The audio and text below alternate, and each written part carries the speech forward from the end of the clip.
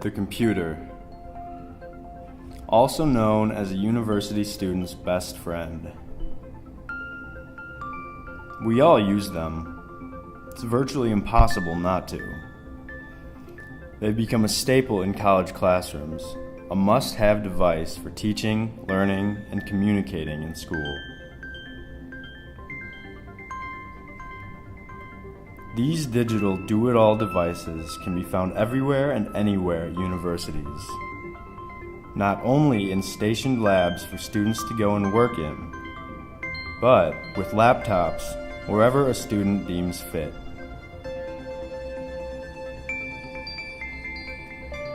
Smartphones are almost equally vital to our generation's state of constant connectedness.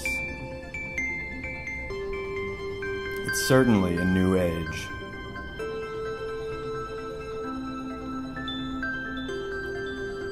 As our methods of communicating keep getting faster and we become more and more digitally connected, it begs the question, how is new media affecting communication in university environments?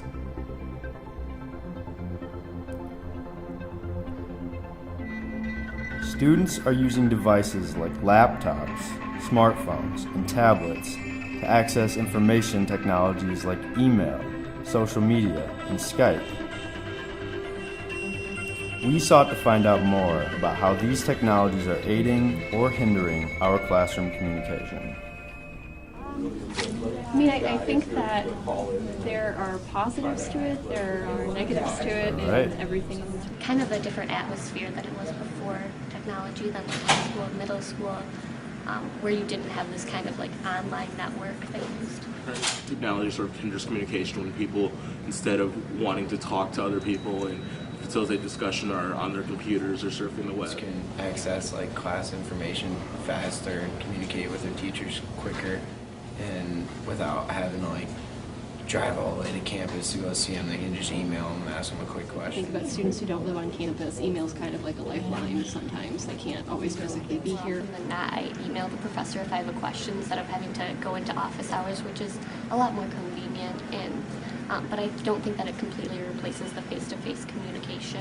One good thing that technology does with communication is that there are many ways to sort of connect. You can connect with your teacher via internet, email, phone. You know, there are a lot of different ways to talk to teachers and get hold of students. And so, as in working on projects, you don't have to meet face-to-face anymore. You can do it all online and it still works great. Through email is just another space where students then need to communicate their thoughts and ideas through writing, which can actually be a really positive thing, especially if they're working on revising something. And you could also think of email as a form of workplace communication. So by, using that, in school contexts, it's practice. How do you think our current technology affects specifically communication in class?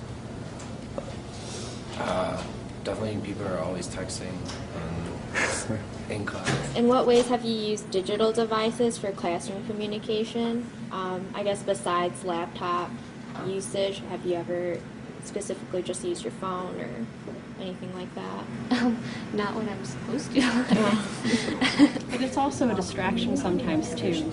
So like I've had students who have their laptops open and they're buying shoes. Can help when using different technologies like Twitter or Facebook to take surveys or polls in classes, that sort of thing. A lot of my classes have used blogs, and they have been good because people can post things and comment and have discussions on there as well as discussions in class. And so it helps facilitate discussion, even though sometimes computers can sort of hinder that discussion within the class. Outside of class, it can be very helpful. Technology in the classroom is prominent. Through our interviews, it can be seen that there are clear benefits and disadvantages towards communication in and out of the classroom. Technology has given and continues to give numerous opportunities. It has profound effects in academia in terms of personal and web interactions. Methods of communication, such as email, Skype, and text, have changed how teacher-student relationships and student-student relationships function.